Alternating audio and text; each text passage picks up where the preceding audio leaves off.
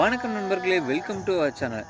இன்றைய காணொலியில் சத்தியமங்கலம் வனப்பகுதியை ஒட்டி இருக்கிற கிராமத்தில் நடந்த ஒரு அமானுஷ திகில் உண்மை சம்பவத்தை பற்றி தாங்க முழுமையாக பார்க்க போகிறோம்.